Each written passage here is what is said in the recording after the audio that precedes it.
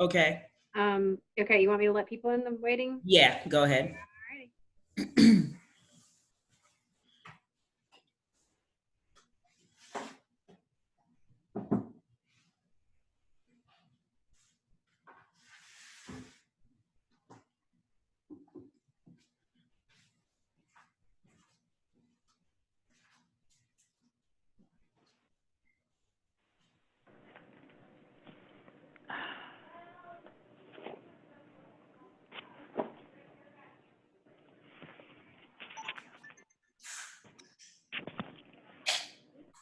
Hello, Hi.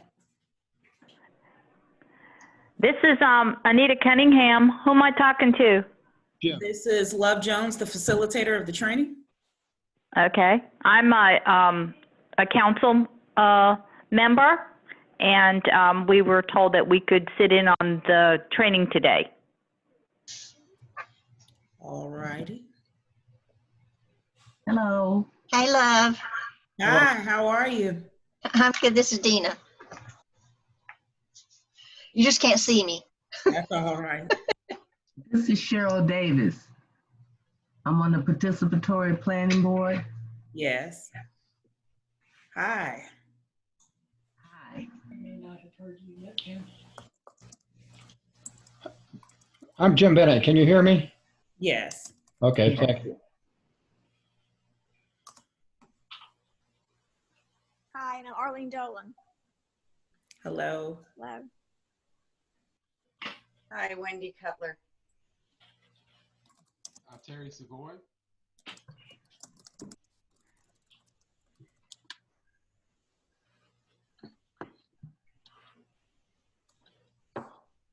Yes, being a GTABA council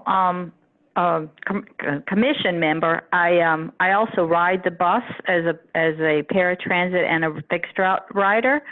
So I was just really curious to see how the sensitivity or training, what all happens during it. Oh, well, glad to have you here.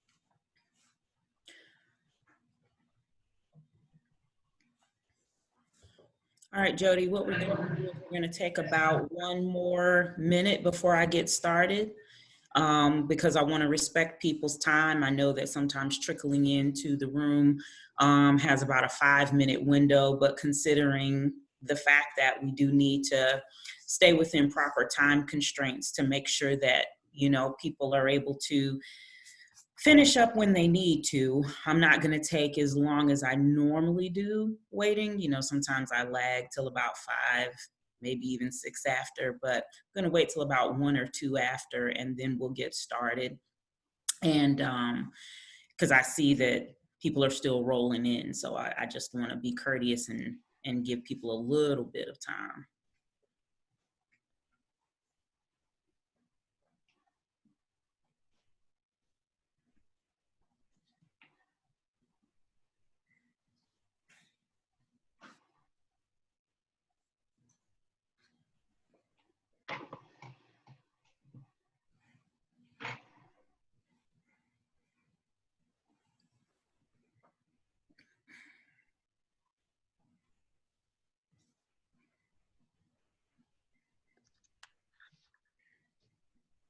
So how many folks are in this group?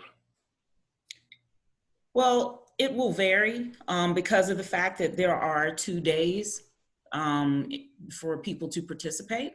Right. And it's based on, you know, people doing so according to their schedules. It just depends. So there may be, you don't know exactly how many are going to be here today? No, not necessarily. Yeah, maybe 10, 15. Well, so far we're up to 36, so I'm sure. Oh, really? Okay, big crowd. Well, because it's for all of the commissions, so I imagine that when you multiply 9 times the number of commissions we have, then it's Right. possible at least that we'll get a good crowd. Okay. I see one person I know. Hi, Tim. I see another. Hey, Catherine. And another, Dina. Jim Meany, Tracy Lamoth. And Mary Kay. Hey, Jim.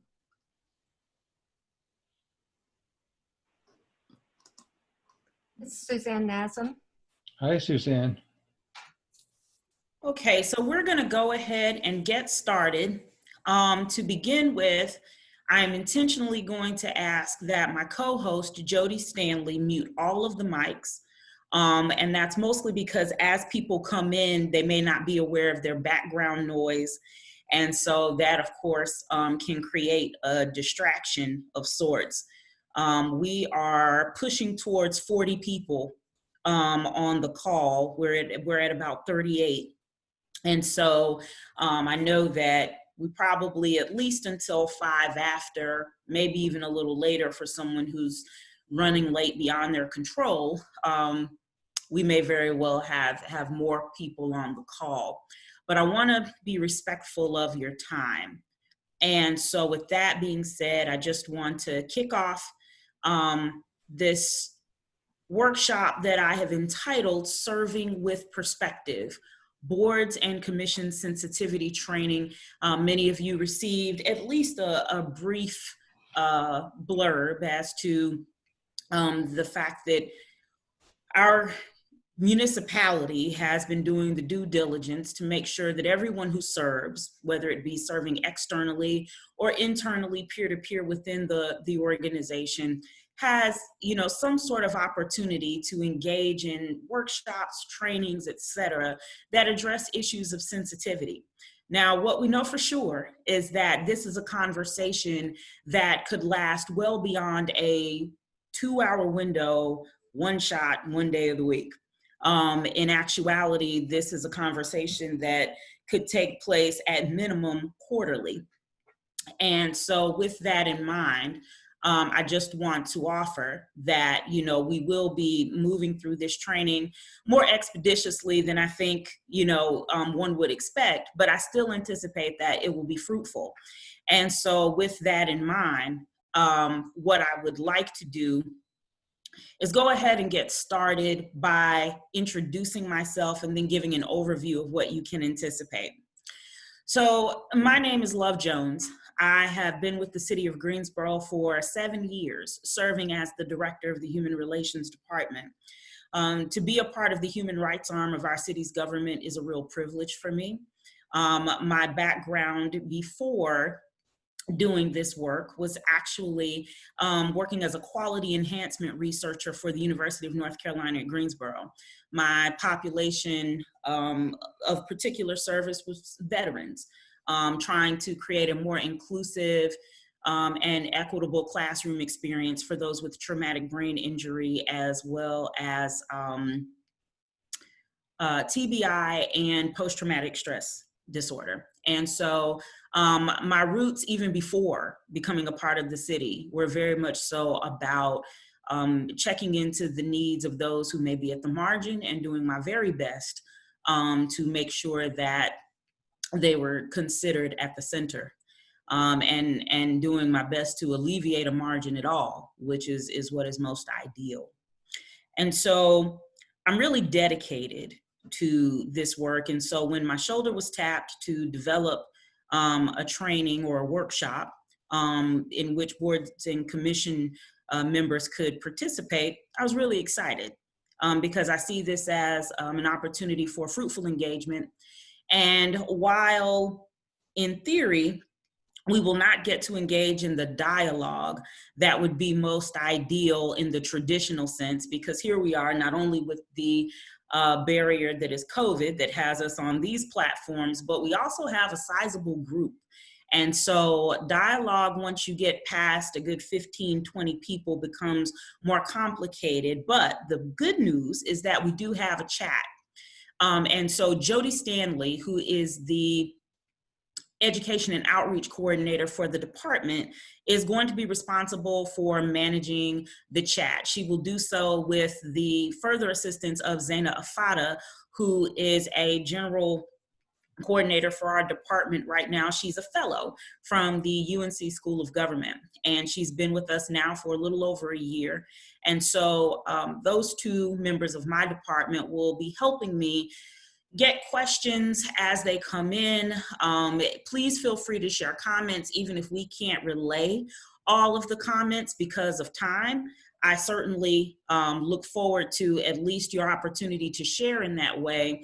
Should we get to the end, and my hope is that we will, where there will be a little bit of opportunity for dialogue potentially, then we will unmute all mics and we will do our very best to welcome some voices, some live voices into this training. But again, this is a lot to cover in a short period of time, so it's really only logistical purposes that we are not engaging in the richer version of dialogue that I think all of us would prefer. But with that being said, I want to at least give an overview of what you can anticipate from this workshop. First, we're going to cover why sensitivity training even matters for public volunteers. And then we are going to define privilege and public volunteerism. And I want to be really careful to note that all of this is situated in public volunteerism. Let's be honest, there's nothing new under the sun. As far as diversity trainings or trainings focused on diversity, equity, and inclusion, many of you have participated in them over time. And so the key here is to have the opportunity to situate this conversation in the work that you do on behalf of the city. And so after defining privilege in public volunteerism, we're then going to move to social awareness in public volunteerism. And then finally, we're going to round this out by addressing bias, which I think really lands on the crux of not only why this training matters, but also what it is that you can walk away with as far as some sort of tangible steps as a doer in your work. And so without further ado, we are going to move into why is sensitivity training even necessary for public volunteers? I'm sure many of you have plenty of thoughts and ideas about whether this is necessary.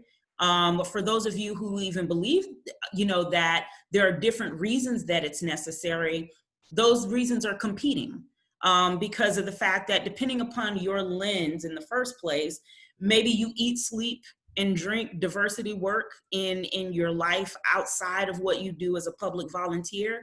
And then for others, you may feel at least that it's second nature. These are things that people are just supposed to naturally consider. For others, you may be a little bit removed from the topic. Wherever you sit on the spectrum, it's important for this training to be able to situate why this work matters, why sensitivity training matters. And to be just plain and simple, every City of Greensboro Board and Commission serves the public, which is diversified by all of these things you see listed here: race, ethnic origin, gender, socioeconomic status, education background. But what's even more important is that the list goes on. The multiple and competing identities of our city are many. And so it's important to think about the fact that as a board or commission member, your commitment is to serve even those identities that you don't share. So all identities represented as a board or a commission member, they're not necessarily identities that you share with people, but it doesn't negate the fact that it's important to consider those identities. And so the whole point of sensitivity training is just to highlight the reality of those differences and why it's important to consider those differences. When we dig a little deeper into why is sensitivity training necessary for public volunteers, it's also about the fact that every board and commission has a focus on quality of life. Whether you sit on transportation board, or if you are on the board for the Friends of the Library, or if you're on the Human Relations Commission, or the International Advisory Committee, no matter what board or commission you sit on, when you weigh in on decisions, when you grapple with topics, it is attached to quality of life.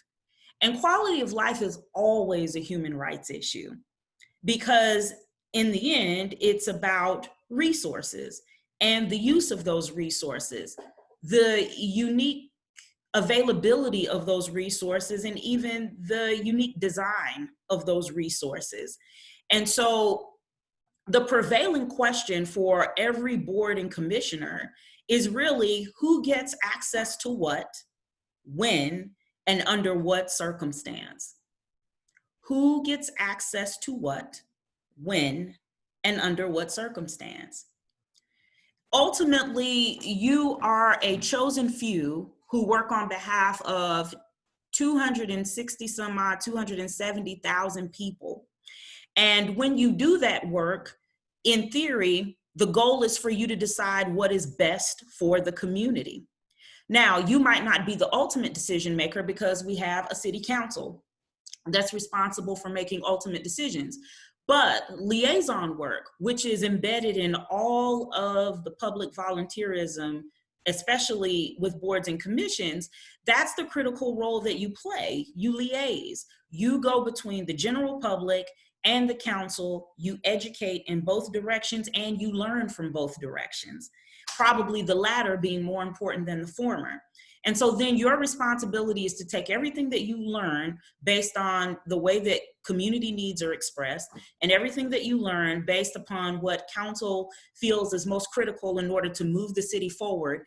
And you're responsible for that bi-directional exchange by way of things that you discuss in your meetings, the decisions that you make, the votes that you put forth to make recommendations to council, or, what you roll back out to the community based on the decisions that are made. So in all of that, there is a lot resting on the shoulders of deciding who gets access to what, when, and under what circumstance when you serve as a public volunteer. And so in doing that, you have to consider multiple lived experiences, because again, back to that previous slide, you are sitting usually as a board of 9. I know that the numbers may vary, but in general, it's a board or a commission of 9.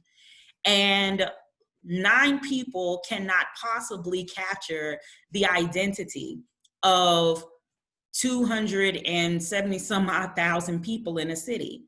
And yet it's critical for you to consider those lived experiences, because when you come to the table as a person who's deliberating, discussing, voting, making decisions and recommendations, those lived experiences have to be at the forefront of your mind. And so this sensitivity training is about making sure that that is highlighted and something that you're conscious of as you navigate your work in public volunteerism. Now, this last bullet, I think, is really, really critical, and that is no decision about access leaves the system unaffected. If you take time to think about that, no decision about access leaves the system unaffected. That means that there are some critical implications. There are some really important things that happen as a result of who does and doesn't have access to what it means to thrive in this city. And the work that you do as members of boards and commissions leads back to that very idea. And so I liken it to a childhood experience that I had. When I was about 12, 13 years old, I had a friend named Melinda, and her dad, Mr. Quick, was really adamant about making sure that a young lady knew as much about a vehicle as a young man, and he had a son and a daughter. So on any given Saturday, we could go over to Melinda's house and find her in full mechanic regalia, like an actual jumpsuit with the zipper, and we would find her rolling out in, under the hood, under the car and out from under the car. She would pop the hood, be under the hood, out from under the hood. And so the gaze, which is where most of us came in, we would look in, we would just gaze and say, oh, wow, that's really neat. But if you were a close friend of Melinda, you knew you were going to get recruited. And so sure enough, one day, Mr. Quick has me in full mechanic regalia. I'm all zipped up in my mechanic wear, and I am sliding underneath the car. And he's talking me through all of these, different systems.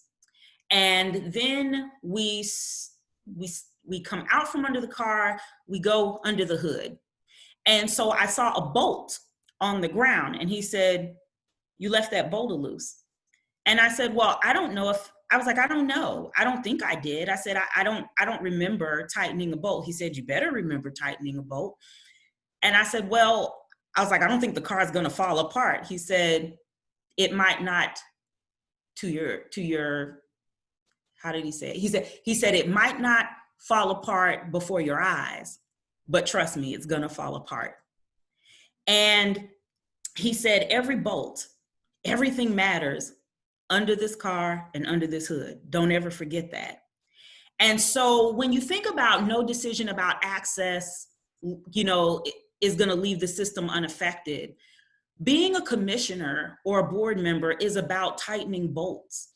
It's about making sure that this city and all of its resources not only run like a machine, but that all of those people make up the machine. All of us as residents make up the machine.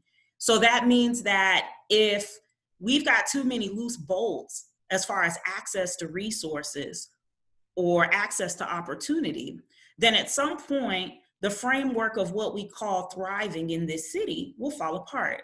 So when you're talking about sensitivity training, it's important to think about the fact that this awareness that we're trying to arrive at, this understanding of the other, is to make sure that all of the things that we claim Greensboro to be, as far as a fruitful place to live, grow, thrive, it rests on the ability to remember all of the lived experiences, to remember all who need access, all who need opportunity. So if you will, now that we've been able to kind of sift out why in the world this training even matters, let's really start to dive into some definitions, some working definitions of privilege. Now, in the last couple of decades, the more that we've talked about diversity, equity, inclusion, all of these buzzwords about everyone having rights and access, etc., the word privilege tends to create a little bit of dissension.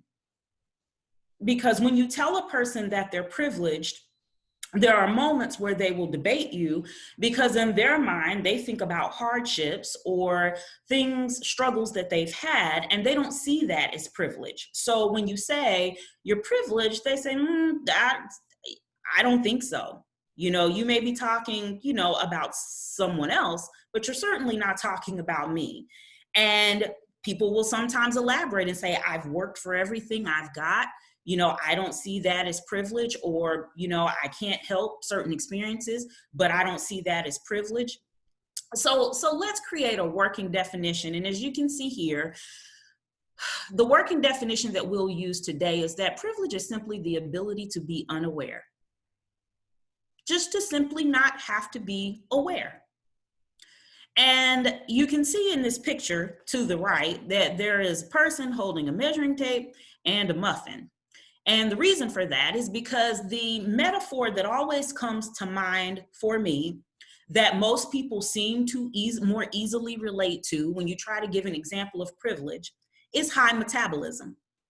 How many of you have met someone that can eat anything in the world and their weight doesn't go up, it doesn't go down, they just kind of seem to hang out in the middle?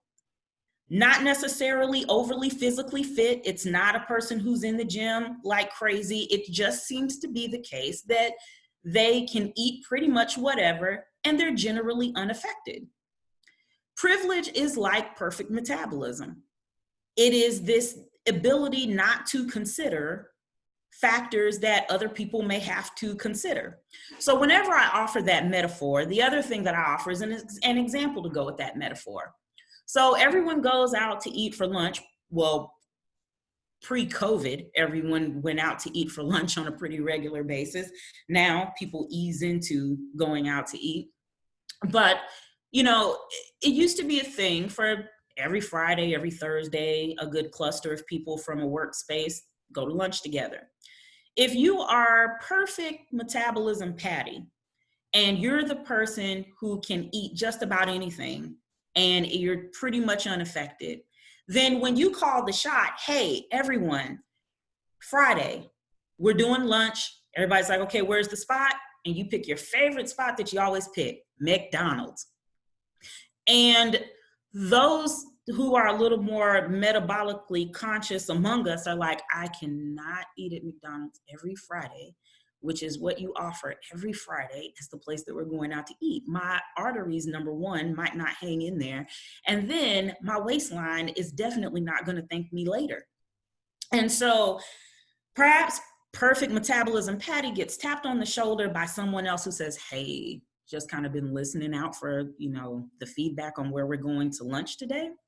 And I was told that some people really can't do McDonald's because it's, you know, not good for their health, not good for their waistline. People got some dietary restrictions. And perfect metabolism Patty says, got you covered. No problem. Already checked. McDonald's has salads.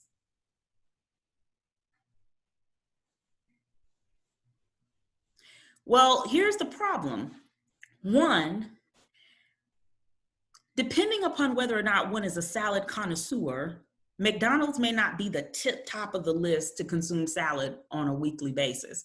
Decent place, but maybe not the favorite place to eat it over and over again. Secondly, even if that is an option, the list of options associated with salad are like yay big, and the rest of the menu is like yay big. So the question becomes, is there or has there been enough consideration of the needs of the other? And so when you're talking about unawareness, part of it is that because it's something that you don't have to consider for yourself, you are less likely to consider it for others. And even when approached, you will assume that whatever alternative is good enough. That is a position of privilege. Now, the opposite, if we will, just for this working definition of privilege is awareness. If privilege is unawareness, then if we can use this working definition that to not exist in a space of privilege is to be aware. I also recall a time when I was in the 6th grade, and even though I had been coached and encouraged by my parents who always affirmed that being Black was a great thing, nothing for me to ever feel like I should take second place or that there was something wrong with being Black, but to be very happy that I was made the way that I was made from the very beginning. However, I became aware of the fact that everyone did not agree. I was in the 6th grade and I had gone to one of my best friend's pool parties for the end of the year. This was the conclusion of 6th grade. And as I show my age, this is before middle school was a thing. And we were headed to junior high. And so in our, celebration of wrapping up elementary school, heading into the big leagues of junior high, 7th grade, woot, a great friend of mine threw a pool party. And she had a huge home, a beautiful in-ground pool. And so it was naturally the right place for that many rising 7th graders to gather. Maybe about 12 of us came to the party because it was going to turn into a sleepover. And so we had a blast, an absolute blast. But it was the first time that I had ever been to her home because in all of the things that we had done together throughout elementary school, all of our activities were outside of the home. So I'd never been to her home. She had never been to mine, but we had always been close. We were always together. She was German and white. My other best friend was Vietnamese and white.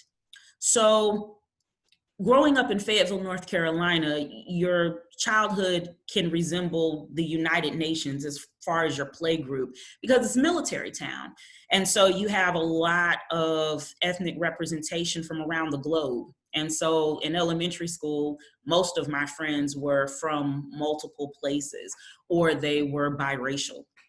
And so these two friends, both German and Vietnamese, other parents white, we had been hanging out after school, waiting to be picked up. And it just so happened that I came to the pickup spot last. And by the time I got there, my friend, who was German, she was tear stained in the face and beet red. And my friend who's Vietnamese was angry, but she wasn't crying.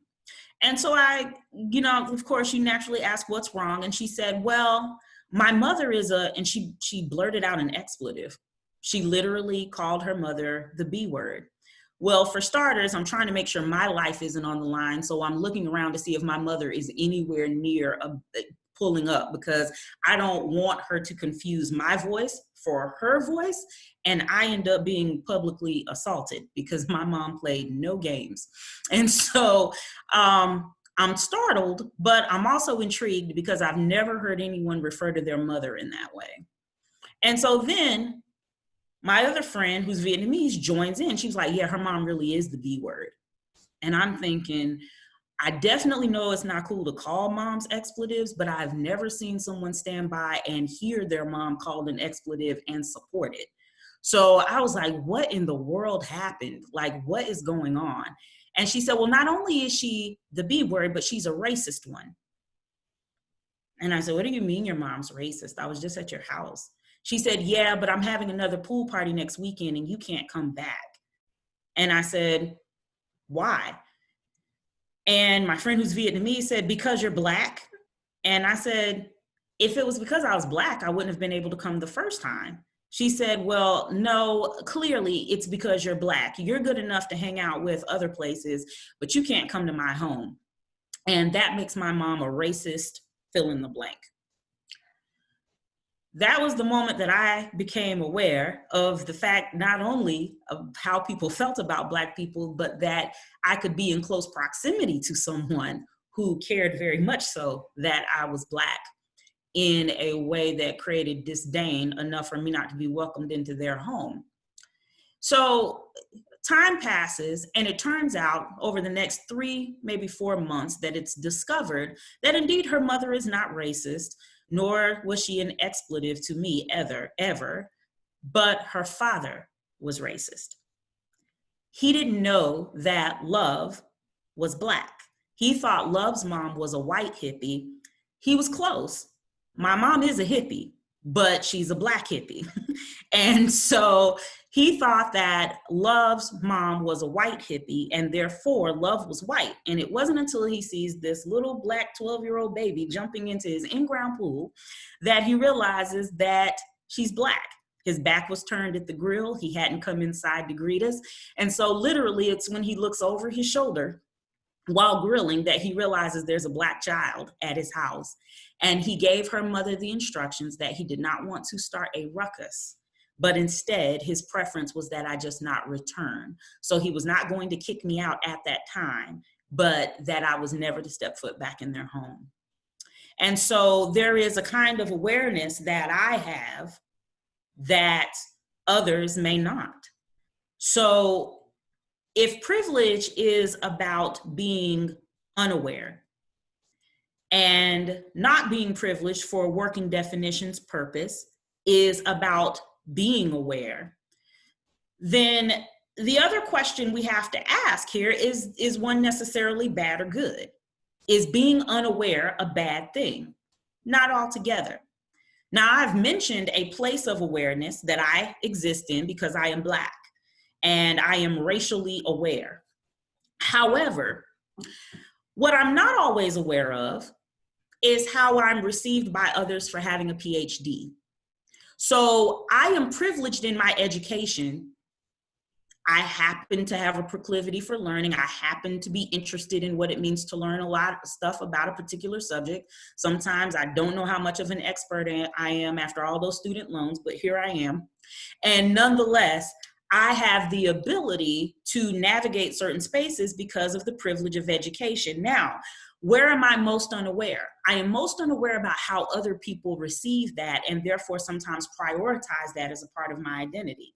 I don't see having a PhD as a big deal at all. I think I'm a bit geeky and I was interested in a particular thing. However, I remember one time talking about like health issues with a group of people that I was relatively familiar with, some more than others. And I just made a statement about health and someone said, well, she knows, she's a doctor. And I said, oh, wait, no. I'm not a medical doctor. I'm just talking. They said, well, no, but you have a doctorate though, don't you? And I was like, yeah. I said, but it's not in medicine. They were like, I know that, but you've gone to school a long time, right? And I was like, yeah. They were like, yeah, so she knows. I was a deer in headlights because it was a moment when I realized that other people cared more about something that was a part of my identity than I did. I had the privilege of being unaware that education might mean that much or have that much clout in that situation, that I could speak about something that I had no expertise in whatsoever and be given a certain credence because of my education levels. So there are moments where being unaware in and of itself is not villainized. Sometimes you don't know that other people have put weight on a particular part of your identity that perhaps other people, that you would not, but other people have. And so it's not to say that to be privileged is a villainous space to operate in, but when you're talking about privilege in public volunteerism, because again, we want to put things in context, it is the ability to be aware. That is the privilege. With awareness comes responsibility. And so decision-making on behalf of another is a privileged responsibility. There are many instances where we may say, I should not be villainized for being privileged.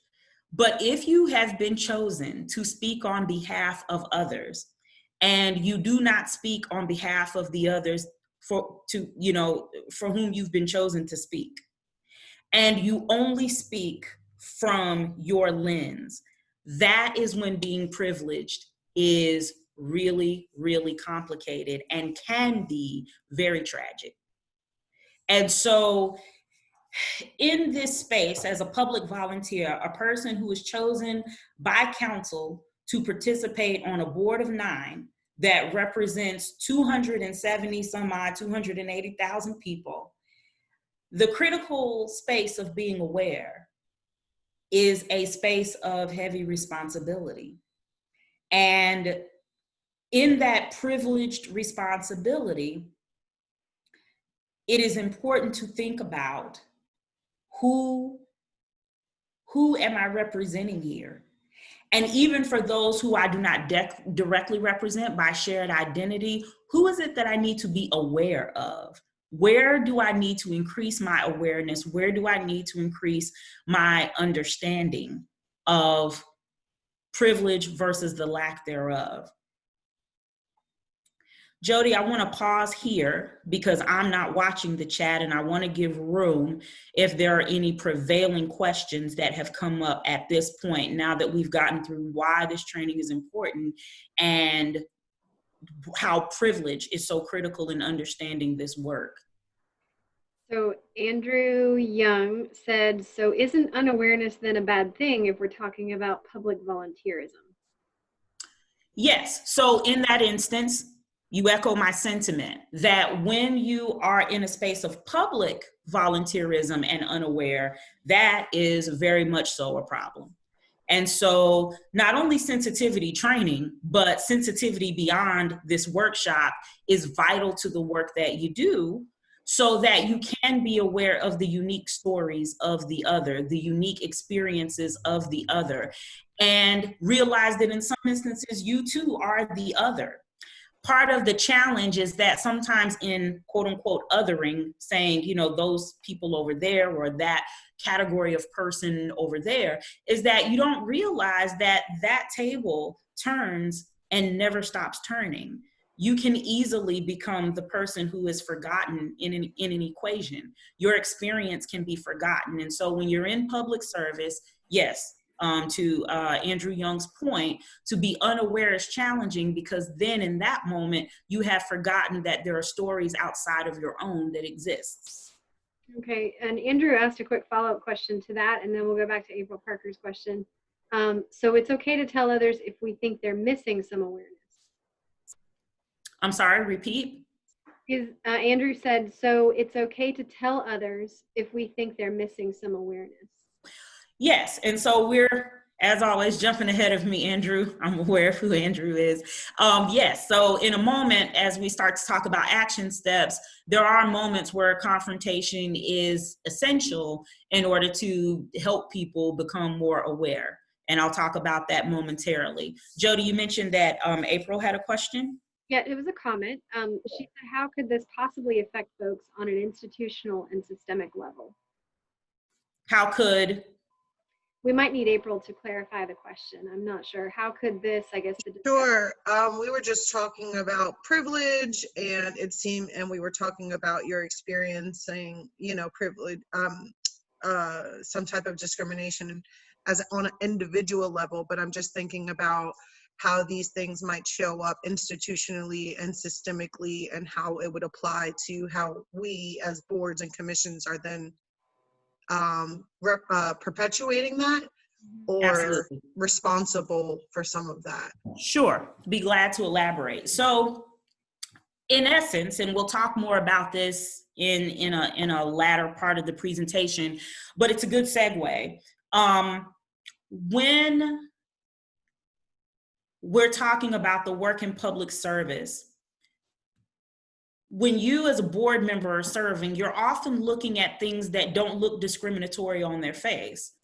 They are policies, procedures, criteria necessary in order for people to have access to things. And in many instances, if you are unaware, then it may, in some way, shape, or form, be easy to ignore the reality that this policy, this procedure, this criteria in order to participate, whatever the hurdle is, that there's some people who aren't going to be able to jump it. And that is the systemic impact of discriminatory practices, especially in board and commission work, is that things are supposed to be grappled with, picked apart, dissected, not just to see what will be the benefit for a group or even many groups, but who will not benefit. Because that ultimately molds and shapes, or at least in theory, would mold and shape the extent to which you move forward with an action as a decision maker. Love, can you give some examples of? Can I make a comment? I'm on the phone, so I don't have no way to do this. Hello? Yes, sure. I was, you know, I feel that we're talking mostly about sensitivity training here for persons with racial or ethnic differences. But this really has a lot to do also with persons with disabilities, because there are different types of disabilities and different ranges of disabilities. And people a lot of times will just blow people off with a disability, thinking, oh, they don't know, they can't do it, without even thinking or asking the person or the group of people how they could be accommodated or what could be done to help them to do the job. Instance, my son-in-law was at church and they needed some tables moved and he volunteered to help and they refused to let him help because he doesn't see well. Well, I think that you highlight a point that I mentioned early on, is that it is about representation of a multitude of spaces. So while the example that I gave about awareness was steeped in racial awareness, it is very critical to note that as the boards and commissions and the variation of your work spreads across the needs of this city, that also means that you represent populations with different needs, those who are differently abled, those who represent various backgrounds. And so in some ways, while the example given was around race, I haven't given lots of examples because I do want people to stay in the vein of privilege in the broader sense and awareness in the broader sense. So certainly an awareness of people who just simply do not share your identity, whether that's by way of ability or different ability, whether that's race, whether that's gender, what have you. So thank you for highlighting that point. But certainly, I do want to reiterate that this is about any identity that you don't share with the other, and yet you are called to the table to engage in decision-making and discussion about what's going to make Greensboro a great place to live. I want to now move to this notion of becoming socially aware. You know, the hard part about awareness is that none of us comes with an end-all be-all toolkit that's going to make you fully equipped to remember any and every single experience that is different from your own. So it's not so much about creating this checkbox of categories of people to remember. It's more about always reminding yourself that your own social experience is not the only experience. That's the best place to start, especially when you're talking about public service. And so, you know, one of the first bullets here says, remember the margin. Whose behalf are you working on? Well, you might say, well, I'm working on my behalf. I'm working to make Greensboro a great place for the next generation to live.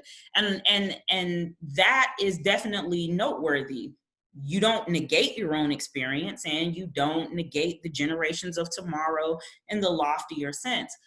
But it is about saying, if I am working on behalf of Greensboro, when I do the work that I do, then what are all of the elements of Greensboro? And while we would prefer that there not be a center and a margin, or at least most of us would prefer that there not be a center and a margin, those who have easier access and those who do not, those who have greater opportunity and those who do not, that is a very real thing. There are people who are situated with things at their reach that people who are at the fray or at the margin do not have as much reach or as much access. Are we not working on the behalf of all? And if we work on behalf of all, that means that we work on behalf of those who are privileged and those who are not privileged. And depending on where I sit in a particular space, I could fall in either category.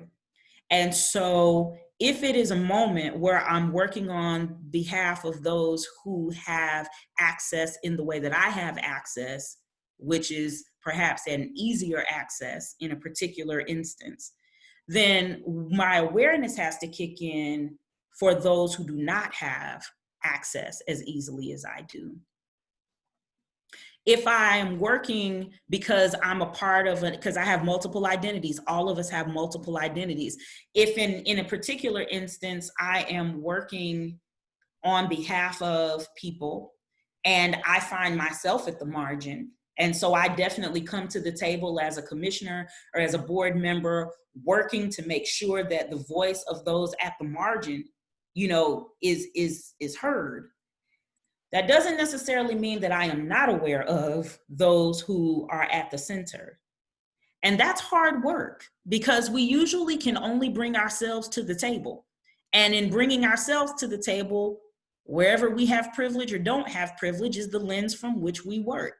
But it doesn't change the fact that in order to arrive at dialogue, conversation that's going to lead to actions that meet the need of as many people as possible across several spaces, then I have to at least be aware of spaces that I don't share. I have to be aware of privilege if I'm not privileged. I have to be aware of not being privileged if I am privileged.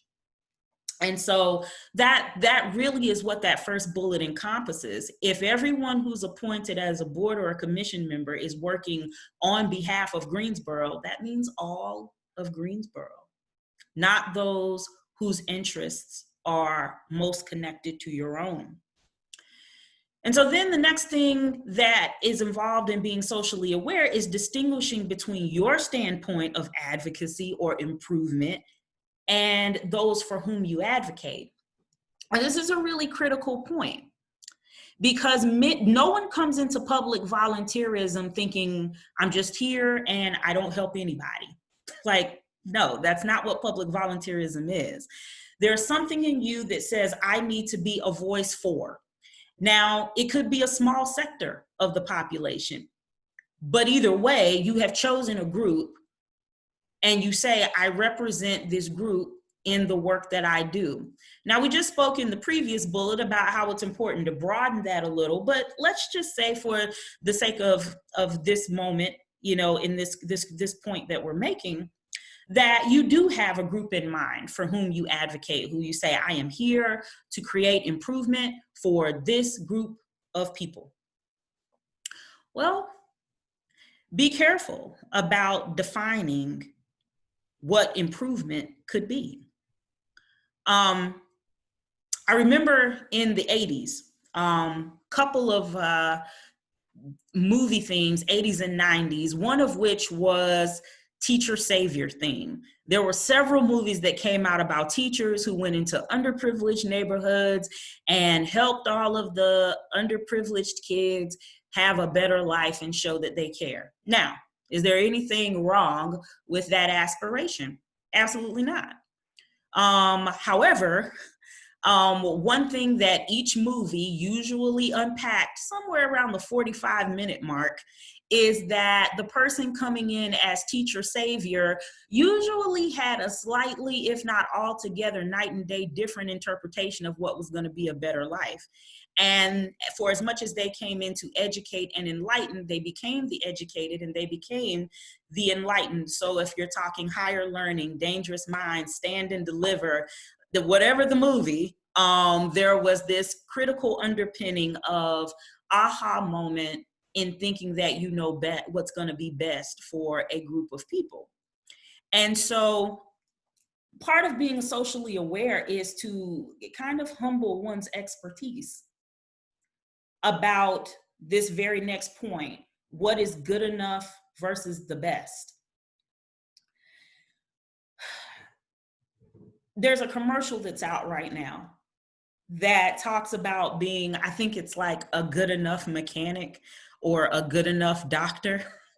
What I can tell you right now is that I am not interested at all in having a good enough surgeon stand over me. No thanks. If I can pick, I want the best surgeon. If it's not the best surgeon, I at least need for them to give off best surgeon vibes. I need to at least feel like they think they're an expert at what they're doing.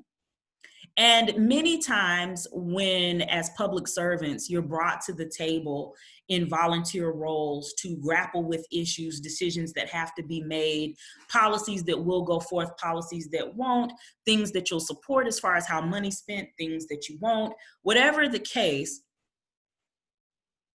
there's usually this critical point where you say, well, you can't make it perfect for everybody.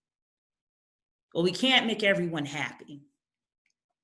And while that may be true, it's also important to consider in not being able to make everyone happy, have you decided on good enough in a way that is unfair or inconsiderate of the experience of another? many times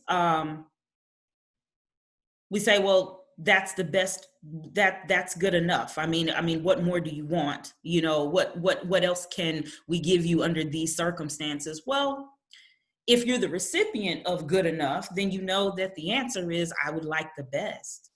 And at least I would like to see you work diligently towards the best. And then if good enough is all that you can offer, at least I know your heart was in the best as a person who volunteered to speak on my behalf. Many times, persuasion comes with being articulate. Whoever has the best ability to communicate their needs, many times is more likely to get their needs met. And then anyone who hasn't bothered to, quote unquote, step up to the plate to articulate or share what it is that they expect or need, then decisions are made on their behalf. And then it's like, but that should be good enough.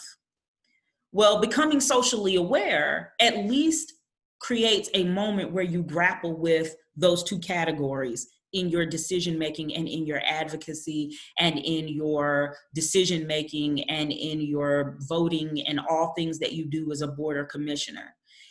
If this is good enough, did we aim for the best? And we're all a little disappointed by the fact that we could not knock it out the park in the decision that we were trying to make. Or did we come in assuming that some level of mediocrity would be substantial for certain populations, because after all, we didn't hear their voice at the table. So how were we to know? So this kind of takes us to this next point about exploring the notion of the majority. When you're talking about being sensitive in your role as a public volunteer, many times, because Robert Rules of Order is the way in which business is conducted, we use the word majority in a somewhat careless way if we're not careful. I know I have. Majority may mean who's the voice represented, but it doesn't mean all of the voices that matter. Each week, pre-COVID, well, each month, I should say, pre-COVID, people write their names down on a list on Tuesday nights, and they hope for their 3 minutes to share perspective with members of council. Now that's increased, but it used to be traditionally your 3 minutes to share your experience with council. And many times the value in that is that the person who may make it to the podium might not be considered, you know, for the role as a commissioner or a board member, or might not have even put their name in the hat, but they say, you know what, I just want someone to understand my perspective. I want someone to understand my story. But even if you calculate all of the people who make up all of the voices, you know, the speakers from the floor per se, that still does not capture the 280,000, 270 some odd thousand voices here in Greensboro. And so when we say that we are going to make a decision that should work for the majority, we have to be careful. Social awareness makes us careful about making statements like that. The majority of the people who are present doesn't represent the majority of people who matter. And so then it's important to consider voices and desired process for engagement. So maybe this isn't the person who comes to your board or commission meeting. Maybe the story of the person who never makes it to speakers from the floor for council. But how do you engage voices in a way that when you speak in confidence and say that you've done the best to learn about multiple experiences before making a decision, making a recommendation to council, sharing information back out to the community, before you ever do any of that, what has been your effort at engagement? Even if it's not the stage presence of being a speaker at one of your meetings or at one of the council meetings? Did you have a phone conversation? Did you go to a meeting where people, unlike yourself, may have felt more comfortable, where they were already sharing their perspective, even if it wasn't the one that you share? And did you just soak it in? Because that's also engagement. It's not always about calling people to your table to speak, but it's about going to other tables and just sitting and listening where people are already speaking. And ultimately, it's important to remember, to the next point, you brand yourself in the way in which you engage community voice. Whenever, and many of you have lived this, because some of you are on your second term and then you took a break and you're back for yet another 2 subsequent terms. So you've been at this commission and board member work for a long time. And what you know is that you earn your brand by the decision that you make, but in the way that you make the decision is based on the voices you heard. And people are always interested in, how did you hear voices? When you say, well, we felt this was best for the community, which community members did you hear from? And to what extent did you do research to hear more voices, perhaps unlike your own? And so you become branded by the way in which you have done that work to hear voices. People will know you by whether or not you have welcomed other voices to the table. And then the other way that you brand yourself, another nugget for being socially aware, is that you brand yourself by social media. I'm not for a moment going to suggest that anyone engage in full censoring where you never ever post anything except for pictures of the people that you love, because in many times in the rules of government, that's the safest way. Post pictures of your kids and grandkids and just don't say anything on social media. That's usually the humorous yet accurate message that you will get. What I will offer is that even if you don't fully censor, be aware that brands don't erase quickly. So what you assert as your position on a thing, what you assert as why you made the decision that you made, or what you decided to support on your board, or what you decided to support or perhaps not support, those are all branding mechanisms. And so it's important to be confident in where you stand, and also be aware of the implications of where you stand. And understand that there will be people who feel drawn closer to you for what you assert, and people who will feel the need to distance themselves based on what you assert, good, bad, or indifferent. And so this social awareness piece is so critical, because many times when you roll onto a board or a commission, you're not aware of all of the stuff that comes with that. You're not aware of the fact that there will be some sort of publicity when decisions are made or recommendations are made to council, and whether or not a board supports it or backs it, et cetera. Those kinds of things, it's not easy to prepare yourself for that, but it's very much so a reality. The community that is aware of the fact that your board or your commission exists, they engage in laser focus when it's critical tree shaking elimination time, and they say, okay, where do you stand and why? And does that represent me or does it not? And did you get in contact with anybody who represents me? If you didn't have anyone, in proximity, if you didn't have anyone that you felt like you could just tap shoulder, did you do any due diligence to gain some understanding of someone who's like me? So I want to pause here, Jody, and I want to defer to you again for questions and comments. All right, so Andrew says, should commissioners and committee members then have a good knowledge of basic Greensboro demographics or history, or should everybody be on their own to find out? Excellent question. It is critical to have an understanding of the community that you serve by way of demographics. One of the things that in our department that we do periodically during retreats is that we talk about, one, what are prevailing issues? And then 2, you know, what is the makeup of our city? You know, that we try to periodically address those things because we know that commissioners may not come to the table understanding the value of knowing that. But certainly it is important for commissioners and for board members to have that awareness. Yes. So David Hampston said, what is your view about compromise versus good enough in commission decision making? Excellent question. So it goes back to this issue of effort. I think that many times, because we do know that there will be moments where good enough is where a board or a commissioner has to land in their decision making, it needs to be a demonstrated effort towards best and the ability to intelligibly articulate why the best was not possible.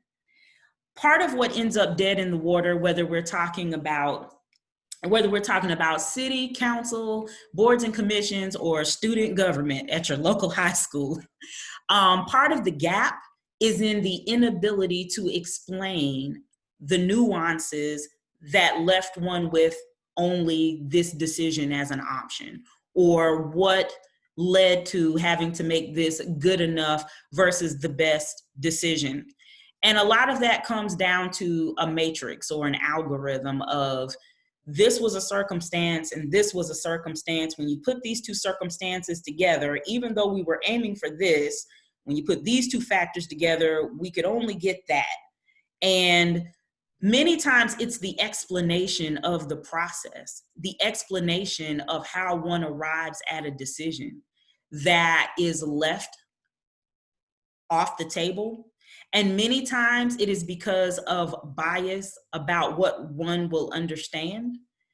Sometimes we have a bias about what will be too complex for the general public to understand, or what will be too hard for the general public to understand. But I think that's one of the first biases that we have to decrease in, is deciding whether people will understand the why behind a decision. Sometimes if there's too much privilege at play, then there's a reluctance to explain why, because if you unpack why, then it might uncover that best was actually attainable for a good diverse group of people. And so there are moments in any situation where there's also that reluctance to articulate why. But I think that being able to give the details as to how decisions are arrived at is really critical to public understanding, and giving the public the opportunity to counter that. Not so much that it's always going to change the decision, but there could be a countering that enlightens, so that the next time a decision of the sort comes around, those decision makers are better informed, and they may know that best is actually the option, and best is attainable in the end. But certainly articulating why, if you have to compromise, if you have to go for good enough, is vital. And love, if I may add something, one thing that I think has been really powerful, for those of you that don't know, I work a lot with the immigrant community, and they have called us to the carpet on a number of different policies that we've had in place. And I think one of the things that has been so important to building trust is not taking that critique personally. And that can be a really difficult thing. But being open to that critique, to that counter that you were talking about, Love, and just being open and accepting of that has really changed our relationship with the immigrant community and built trust.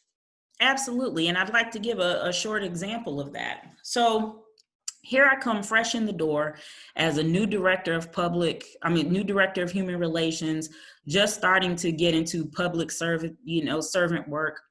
And the International Advisory Committee is being revitalized, if you will.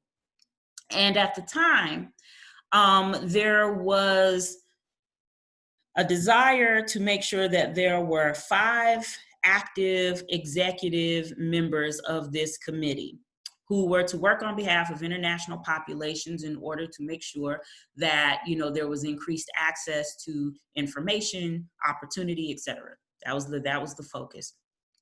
And so at the time, the way that it was written in the ordinance was that the chair of the Human Relations Commission was responsible for appointing responsible for appointing the chair and other executive members as requested. And so in the appointment of the chair, then the chair could weigh in for all of the other officers who were appointed to the executive body. And so abruptly, a chair had to exit because I believe another job opportunity and maybe a need to relocate came up.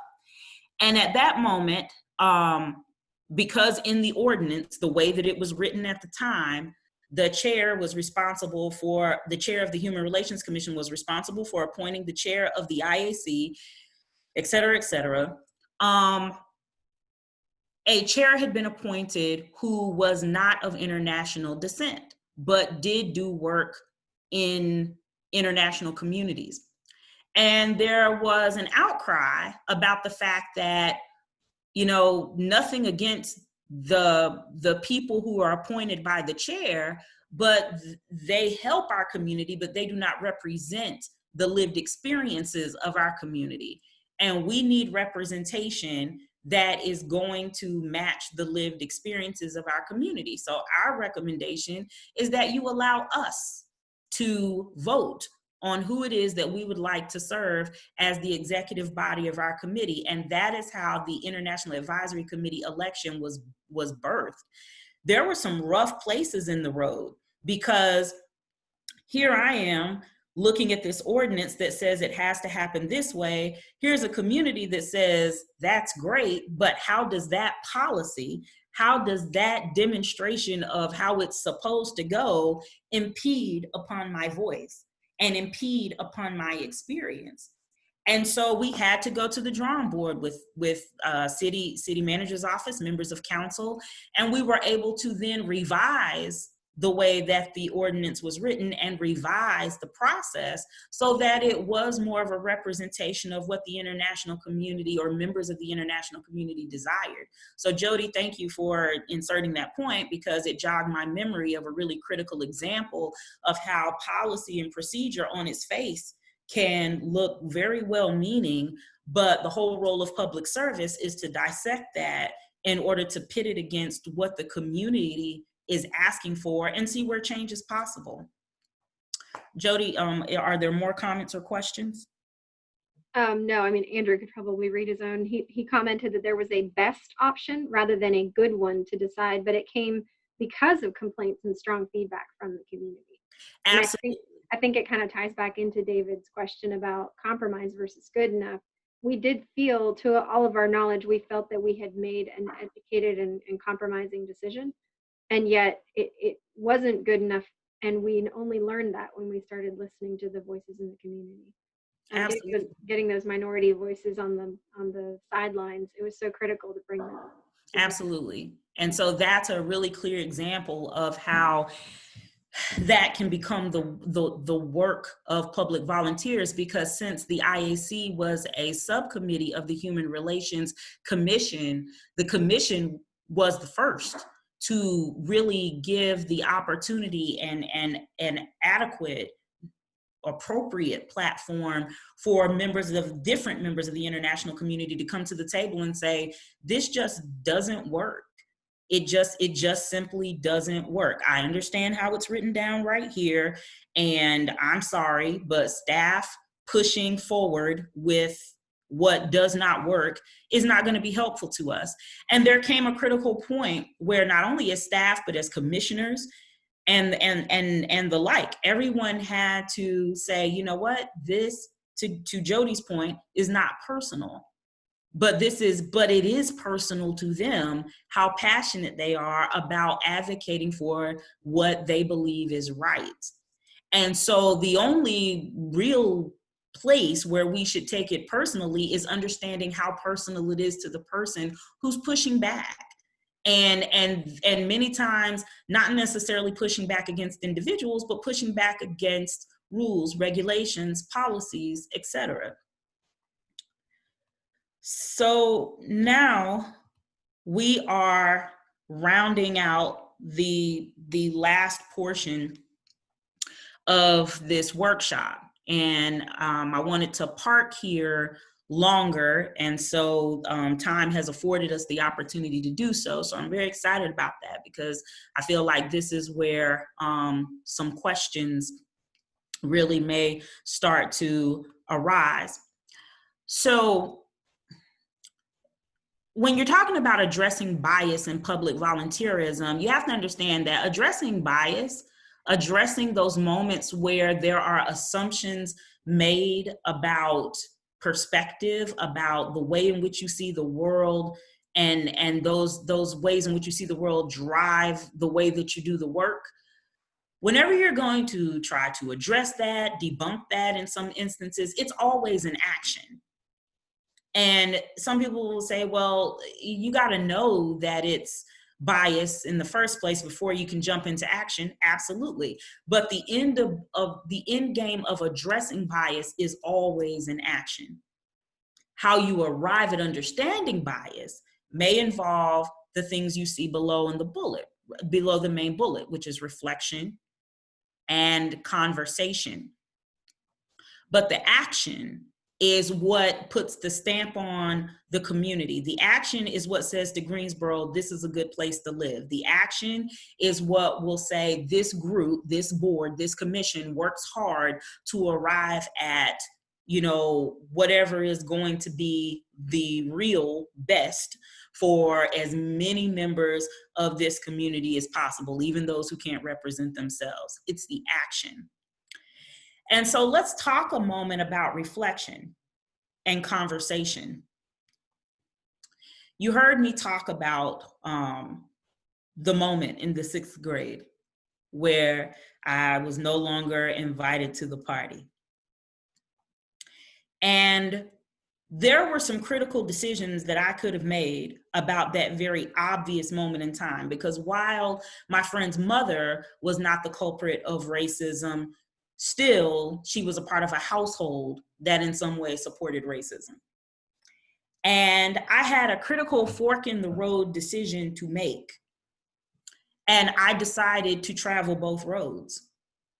I decided that I did not have to villainize all non-Black people for the mistakes of her father, but also decided that I would continue in my efforts to never compromise my identity in order to make someone else comfortable. Both and.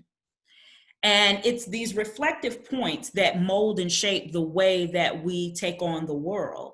So here I am, almost 30 years later, 29 years later, as an advocate, as a person who is intrigued by and committed to the work of human rights. That's not by happenstance.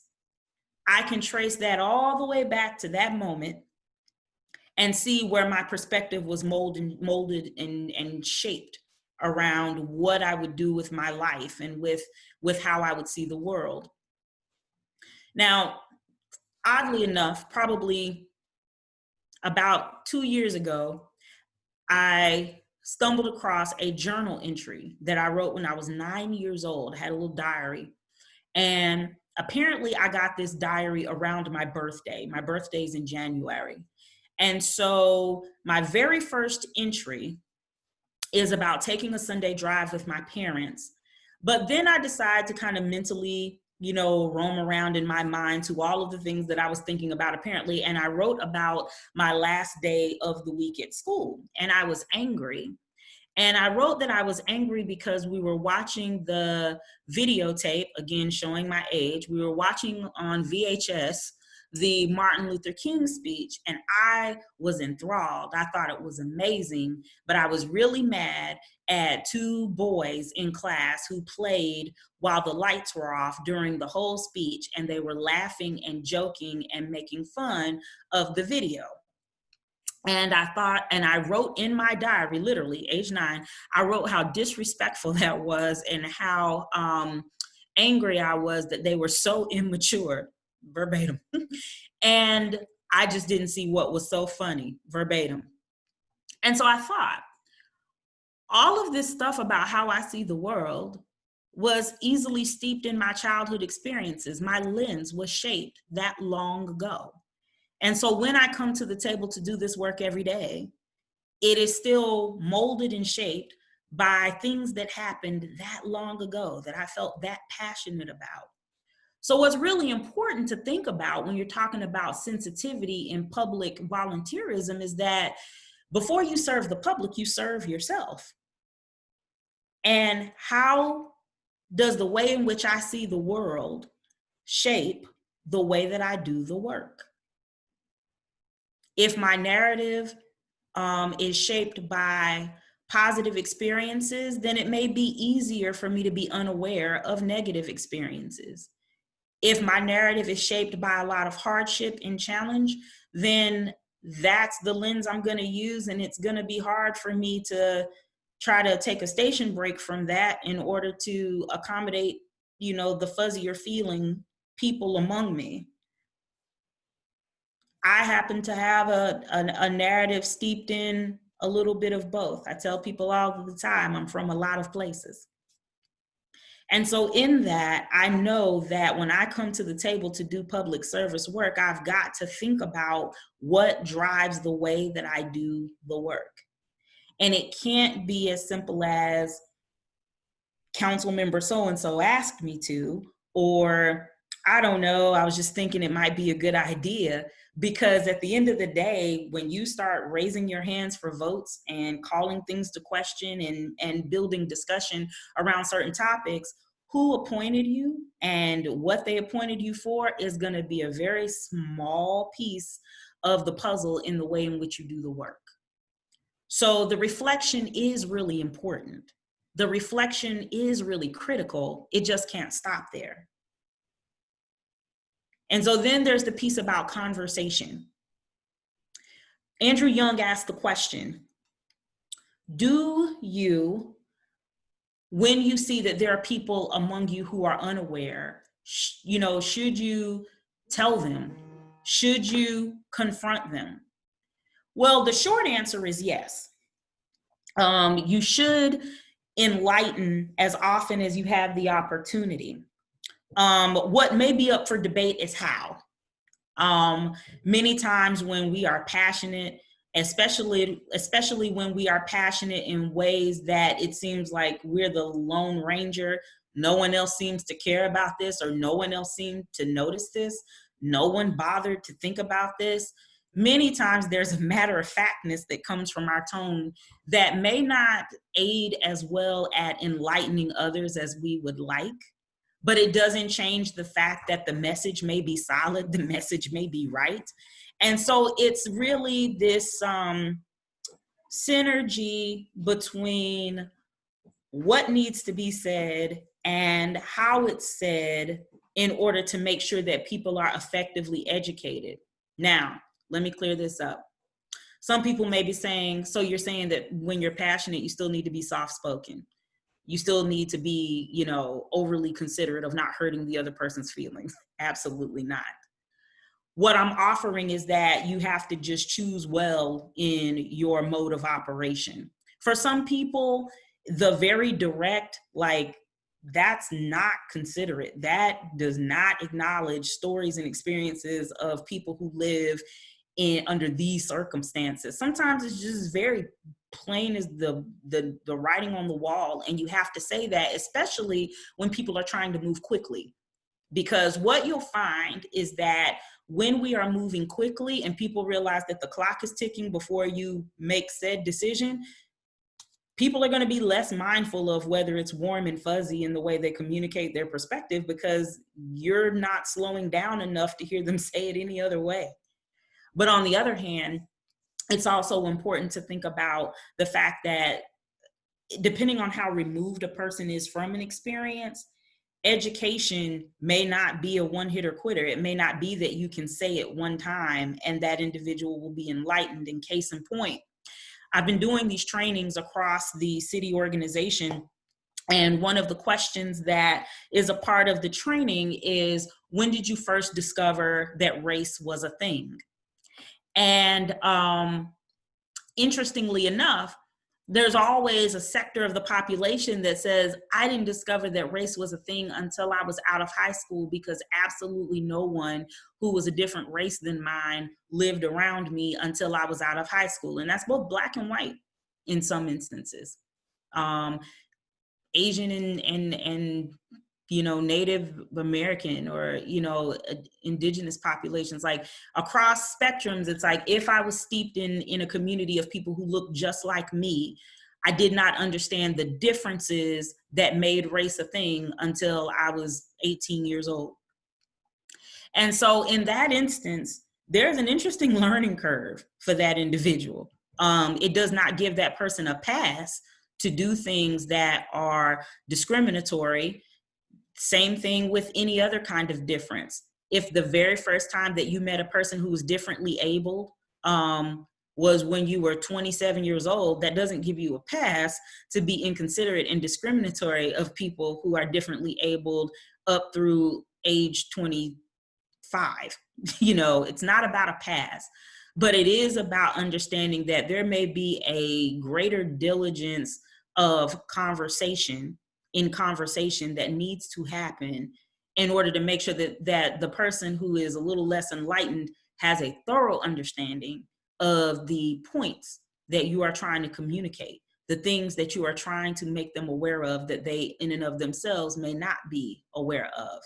I go back to the scenario that Jody mentioned about the needs of the international community. Here I am, a rookie public administrator. I'm 34 years old. And the first thing I'm told is, study the ordinance. Make sure that you're aware of our ordinance. And so I eat, sleep, and breathe the ordinance. So then when the community members say, we don't like it, I understand. But my counter continues to be, I understand that, but according to the ordinance. And after a while, people took a different tone with me. They're like, hey, listen, got it. Ordinance, check. However, this is the issue. And so then I have a moment of enlightenment where I say, you know what? Even though these are the rules, this is the experience. And my charge is to see how both interplay and see what can work best. So the conversations were many, and there were different approaches. Some people were like, you are a garbage human relations director. I don't know where they got you from. Other people were like, hey, I need to talk to you on the phone. What time can we do lunch or something? Because I need you to understand why the international population feels the way they feel. Other people were like, I don't have time to have lunch with you. I said that this doesn't work. I have explained to you from this platform why this doesn't work, and I'm not going to patty cake you through why this doesn't work. So again, conversation, there's a multiplicity of versions of that, but it's important to be open to them all, because that is how you address bias in action, is that through reflecting and having conversation, then you get to a critical point of doing something, being a doer as a public volunteer. The starting place is really just to listen to those most directly impacted. If conversation comes up about a decision that you're making as a board or a commission, and no one is there who represents the concerns that might have been brought up by, say, one commissioner, then sometimes it's important to say, how can we get closer to the voices of those who live this experience before we make this decision? Listen to those who are most impacted and be thoughtful. And then when in doubt, research. Currently, we have members of the community who are very concerned about the experiences of minority populations, specifically Blacks. And there has been feedback given not only to me as a staff person, but to members of council about how to best address the needs of various populations. And before that argument was even, made, it was like, well, have you researched other places that do this?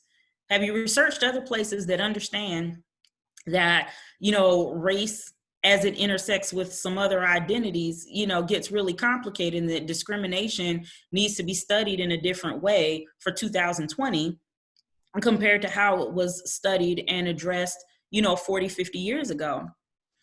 And all the time as a staff member, I have to go to the table to research, to make sure that,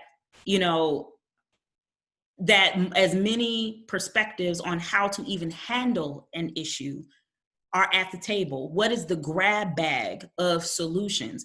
Many times as a board, a commission, a staff, anyone, it could be easy to fall back on, well, this is kind of what we normally do in this scenario. This is how we normally vote when these kind of items come up. This is the kind of discussion we normally have. But the bona fide commitment that any of us in public service, paid or volunteering, is to research when in doubt, to have done one's homework, so that just the bias of what we normally understand, our normal perspective, our usual perspective, that's not the only thing driving the ship.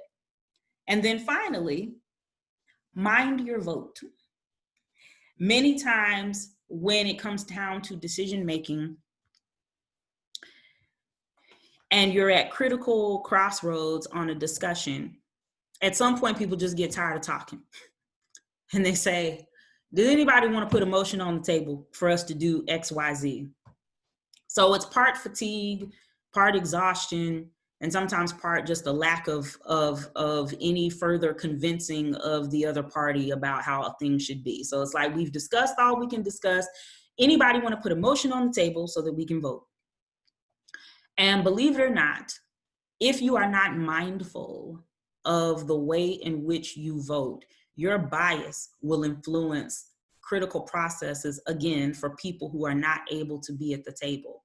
So especially when you get to points of voting about what to recommend to council, how to appropriate funds if that's in your wheelhouse, where to develop, or what to support as far as development in the city, whatever your duty or responsibility, understand the power of when you weigh in to affirm or negate decisions. And so that concludes the processes, the nuggets, the steps that are vital in addressing bias as a public volunteer. Jody, I want to defer to you again in the event that more comments and questions are coming in to round us out. There are not additional comments in the chat. Okay. So with that being said, what are some thoughts about what's been discussed today? Are there questions about what it means to sit in the seat of bias as a public volunteer, sit in the seat of privilege as a public volunteer, how to address those things with peers who may very well differ from you in thought and ideology? Are there comments or questions? This is the time.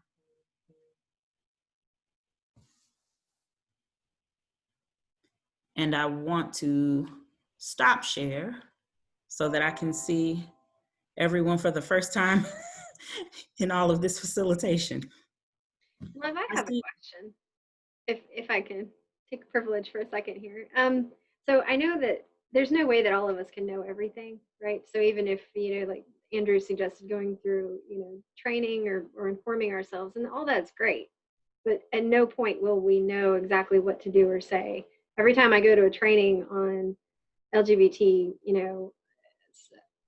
or there was one I attended today on Asian Pacific Islander, the idea of the perpetual foreigner. There's just so much out there, other people's experiences that I haven't had. Sure. So when we encounter something like that, do you think it's more of a mindset? So do you think it's a sort of combination of training and learning and informing ourselves, but also a mindset of maybe humility? Humility is critical. Jody, thank you for asking that question. Many times there's this interesting kind of like, there are these kind of pressure points when you're appointed as a member of a board or a commission. On the one hand, you've been chosen because a council member believes they can rely on you to be enough of an expert to do the work on behalf of the city. But the thing that is usually not told to anyone until they have to live it is that the expertise always takes a back seat. So the ability to be relied on, called upon to do the public volunteerism, there's a whole litany of characteristics that make you ideal or worthy in the eyes of a council member, but it does not change the fact that then all of that gets checked at the door in order to really do the work, which is to consistently be in a seat of really not knowing. Now, does that mean that you forsake the knowledge that you have? No, but it means that you take into consideration the fact that there is other situated knowledge out there that you may not be privy to at all. I see David has his hand up. I want to. Yeah, and he asked a question. He said, I serve on a commission that advises both city council and a specific public agency. Periodically, we are required to make recommendations that are time sensitive. How should we deal with bias and questions that need further research, but there's no time to do it? That's an excellent question. So in situations like that, there has to be almost like an agenda item, a philosophical agenda item about how do we change the pace of our decision making in a way that will not compromise the train that clearly has to move, but doesn't forsake experience. And in that kind of philosophical conversation, you'll hear all sorts of things. You'll hear some people say, it's just no way to do it. You know, these are the deadlines. It has to happen. That's why we're here, because we're trusted by the community to make decisions, you know, sometimes at a fast enough pace. Other people will be on the complete other end of the spectrum and say, we should just stop. We should just stop, and we just shouldn't do anything until we've been able to hear from the voices that are least represented at the table. What you'll find is that it's usually going to be a space in the middle where you craft a new way of engaging people ahead of those critical decisions that have to be made. So sometimes you don't have a clue that the decision needs to be made so quickly, hands down. But other times, once you've served on a board for a while, you kind of develop a rhythm of when critical decision-making quarters of the year, periods of time come up. And if that be the case, then it's more about saying, okay, we know that these are decisions we're trusted by the community to make, and we know that they come ever so often through the year. How can we craft a new way of engagement that gets more voices to the table in between time, so that we can be thoughtful and at least have heard from the people we serve, even if not about the exact topic we're going to have to vote on? But how do we just draw more people to the table so that we can really say we have a pulse on the diversity of the people that we serve?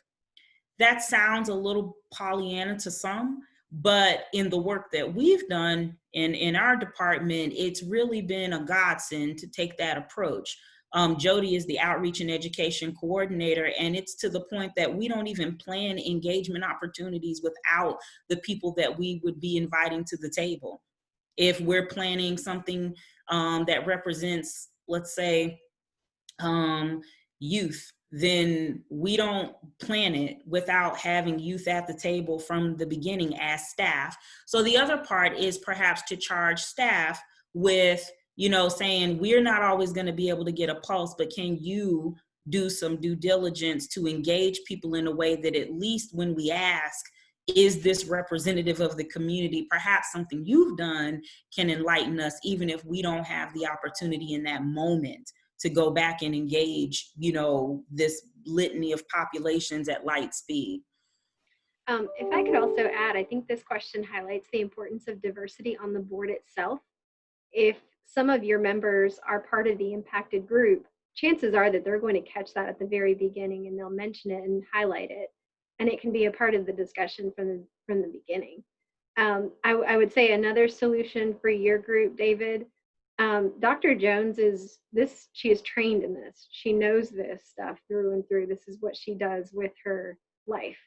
And she is a great resource.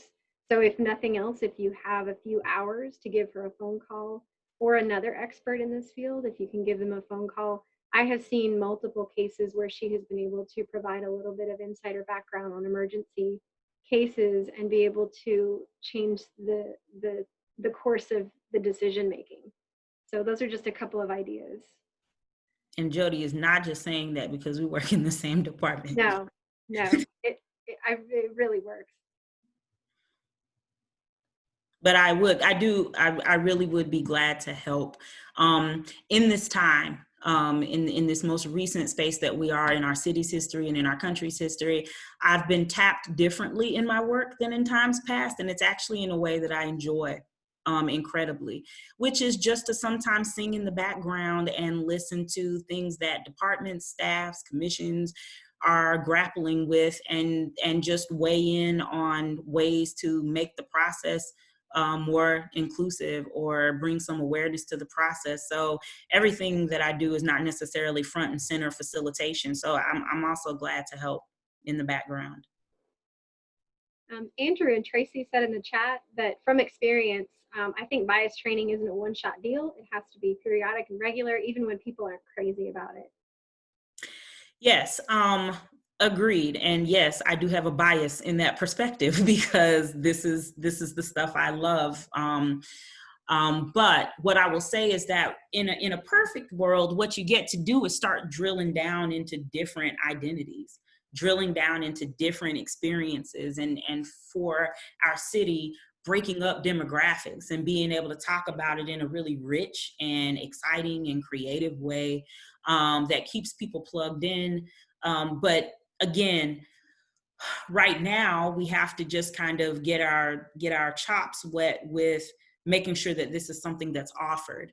But if I were dreaming it up, we would certainly come back to the table on a more regular basis, because it is what keeps it fresh on people's minds.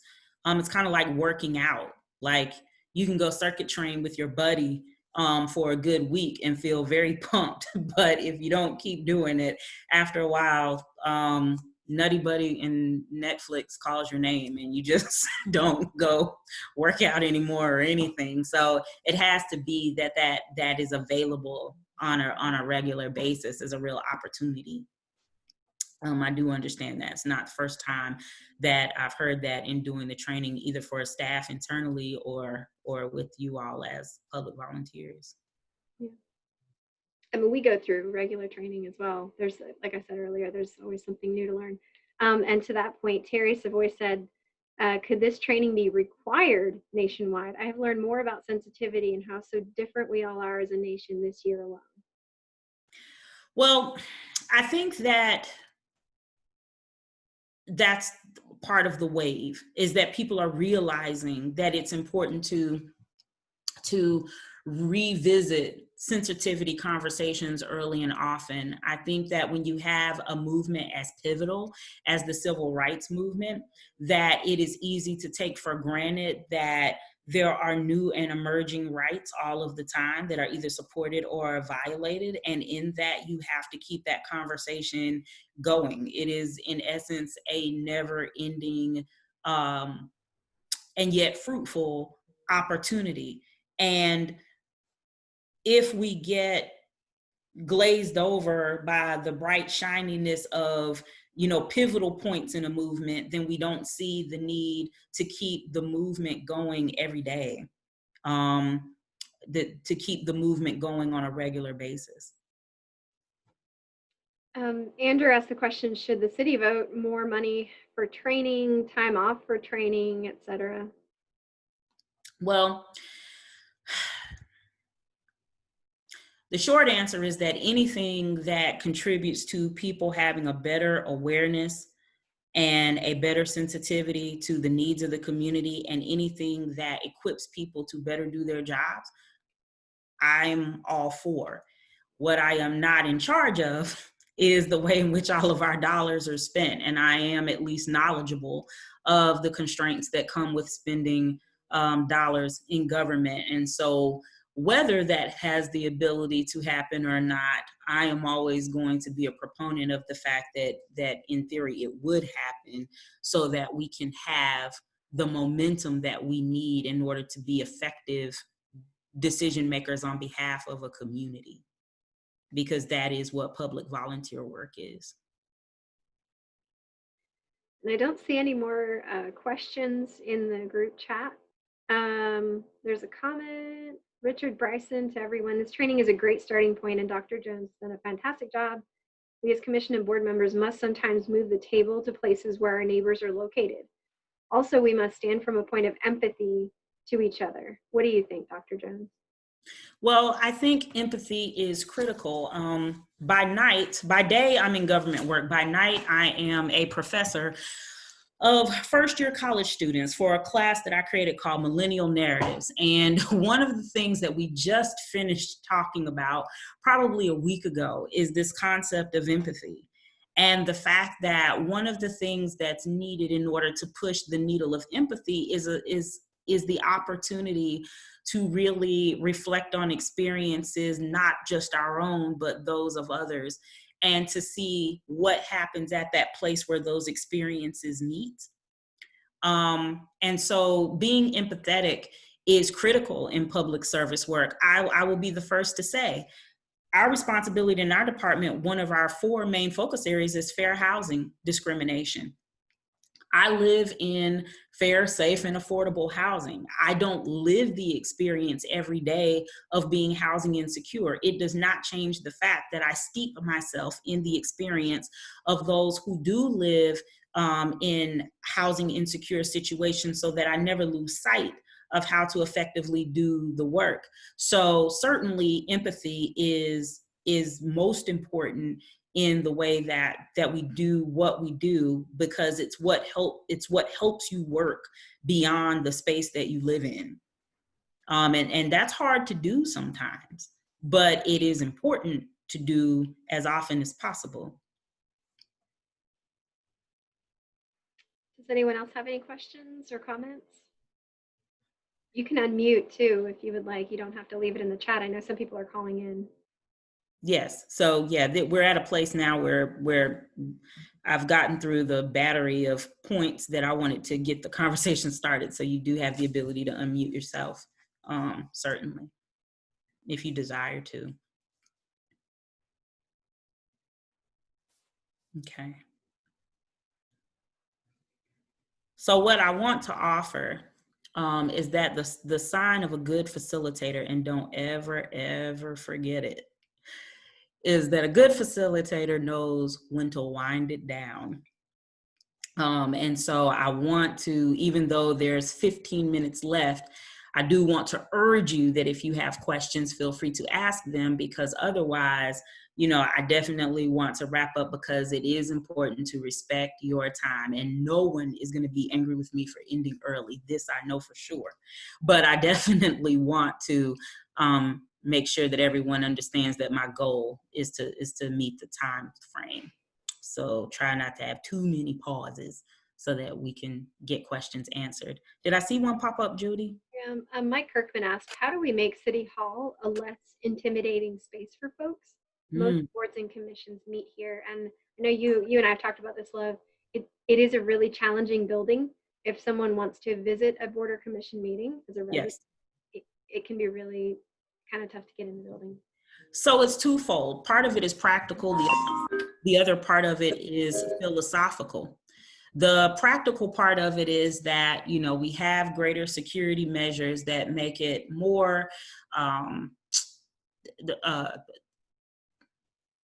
for some, painstaking. I'll just say it plainly, painstaking to just even access the building. Now, I support the security measures because of the fact that, it's what keeps us safe. But on the other hand, it's critical to think about the fact that people typically don't like to jump through hoops to access a space. And so because of that reason, sometimes that will definitely deter some people from participating. What we've done in our department is that at least in times past, we explored at least once, if not multiple times during a quarter, holding meetings at another location, so that already has a frequent traffic pattern. So for example, the Commission for the Status of Women, they typically met at the Cultural Arts Center. Some of our Human Relations Commission meetings were at recreation centers, et cetera. And so as long as, I believe the stipulation is that as long as they're at city spaces, that is permissible. So that's one thing to think about is, again, taking some of the meetings out of City Hall, building enough relationships in the community that when you do have meetings at City Hall, people are more interested in reconnecting with the people than reconnecting with the space. So that's definitely one practical approach. Philosophically, it's also important to situate yourselves as board and commission members in other community meetings that make you more approachable. Because again, sometimes, even if you have to jump through hoops to get to a location, if you know you're gonna lay eyes on and engage with the person that you wanted to build relationship with or learn more from or actually educate, whatever direction the information is going, that can be motivating enough that after a while, the building isn't as much of a difference maker, because it's about getting to what's happening inside the building. And so I often tell the members of the commissions and boards that I support, you want people to feel as if something meaningful enough is happening that wherever you are and whatever work you're doing, people want to participate. That's you just want to leave your mark. So dispersing yourselves to other community meetings can be really, really valuable in making the invitation to come to your meetings at City Hall a whole lot less intimidating. But then also, I think, and I'm going to say something that's probably a little less popular, but I do feel it in my gut. I also believe it's important to not forsake this platform, even once the pandemic is not an issue. Because this is the other thing that has drawn some people to the table who never would have tuned in otherwise, is the ability to not have to face the intimidation factor of the building, but to still feel up close and personal enough to the process by way of technology. So I think that it's also going to be called to question the degree to which we need to completely eliminate this as a way to engage, because I think that it does have some positives. As far as tech access to these virtual meetings, as a coordinator, I've had to learn to really bend over backwards and make sure that people can call in. Zoom is really good for that. Some other online platforms don't allow for that.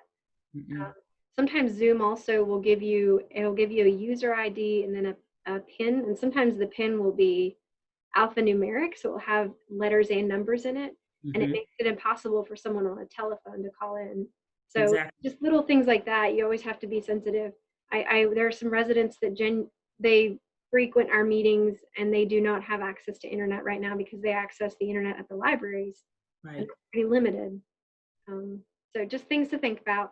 Yeah. So it's quasi. It's about making as many ways accessible as possible at one time. The universities are the first champions of this.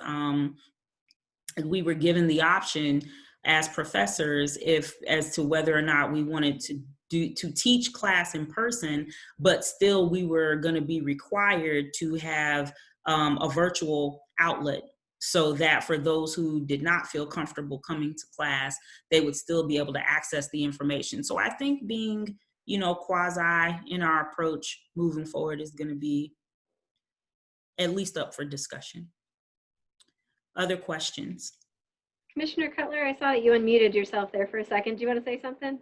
Yeah, I was just going to follow up with your Zoom comment and say that from all this online craziness that I've been doing for all these months, I have truly found Zoom to be the easiest to navigate. And there is a way for people to participate by voice only from a phone if you send them the full invitation. it has ways to just call in for the audio.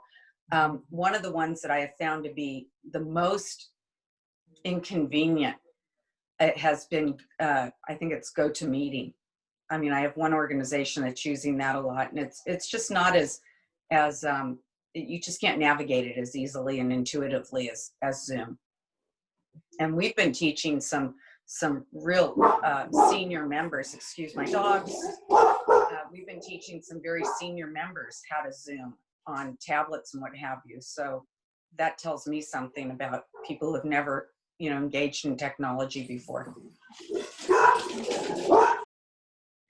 And so that's the other thing that's critical, whether it's about which Zoom platform, which building, which location to engage people. And that's not just for your monthly meetings, but if you do any engagement programs or anything, is to think about what will be the obstacles.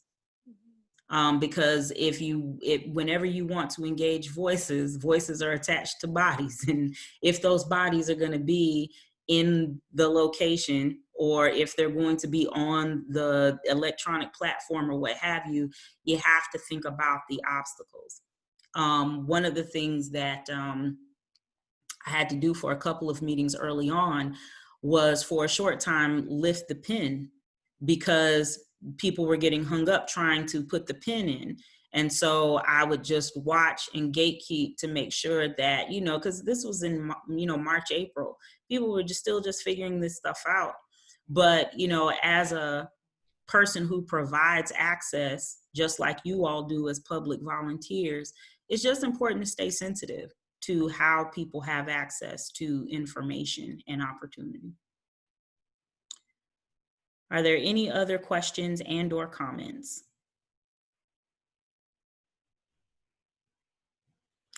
Well, then, with 8 illustrious minutes to spare, I just want to thank you all for your time, energy, your attention. And what I hope is that you pay the conversation forward, that what you talked about today will not only be conversation about how to be a board or a commissioner, be a board member or a commissioner, but that it will hopefully take on a life of its own in just how to be a good resident in Greensboro. So with that being said, I am available for questions if you have them. On a personal level, I'm going to put my email in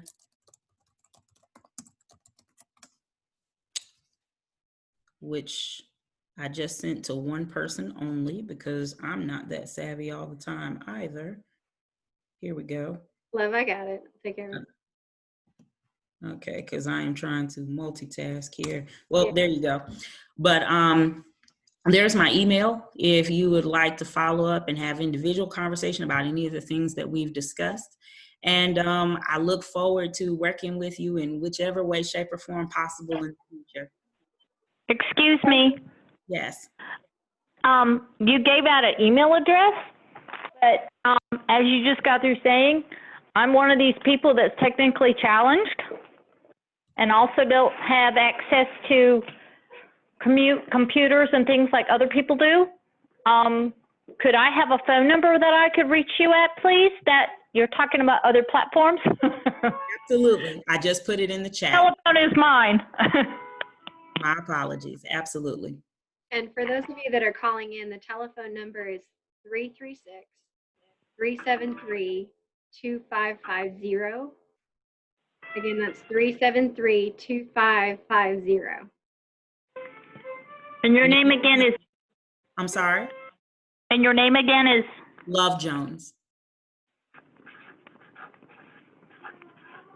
And for anyone who's driving or in motion or simply can't see the screen because you're on a call, my email is love, L-O-V-E, .jones, J-O-N-E-S, at greensboro-nc.gov.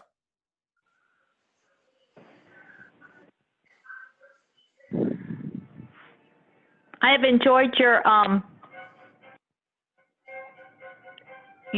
training today, and I will pass it on. I noticed there was some other people from my commission, so I'm sure we'll be having a discussion about that later.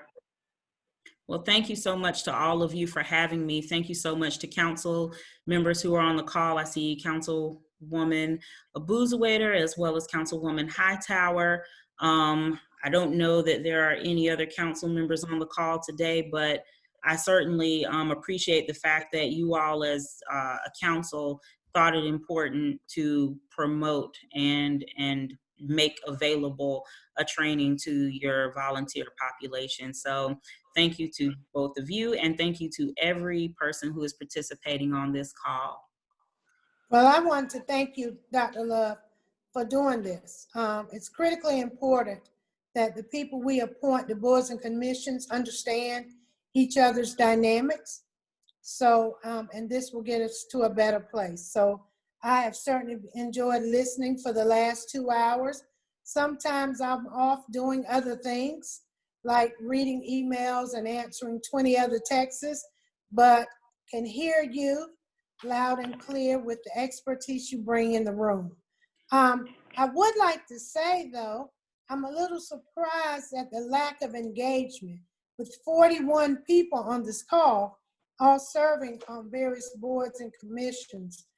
I really am kind of disturbed that people don't have any other questions and concerns. Now, maybe that speaks to you and how well you've done. So pat yourself on the back for that. You've explained it very well. But in order to get to a better place, we must be more engaged and involved in this process. So hopefully, we'll do this more and more again. And council is committed to someone's question earlier about training. Council is committed to seeing that there is continual ongoing training to make sure that we respect all people's dynamics. So, but particularly this issue right now that's going on currently in the nation that Black people are dealing with, it's critically important that we understand that dynamic. So, thank you. Well, you're welcome, Councilwoman Hightower. And I would be remiss, I was trying to scroll through quickly because the Hollywood squares of Zoom don't always allow you to see everyone on the call. Councilwoman Thurm is also here. And so thank you so much. Definitely want to make sure that you are acknowledged. And indeed, I do believe that with greater opportunity, I'm a fan of breakout rooms and breakout discussions and all that good stuff. With other models of workshop development on the table, I definitely think that we can have, some more engagement as well. Some of it was time sensitive. But I certainly appreciate you saying, that you look forward to commissioners being able to engage more and board members being able to engage more. Thank you, Love. Sure. Thank you, Dr. Jones. This has been great. Thank you. Well, all right. Thank you. Have a wonderful day. And again, I'm here if you need me. Thank you so much.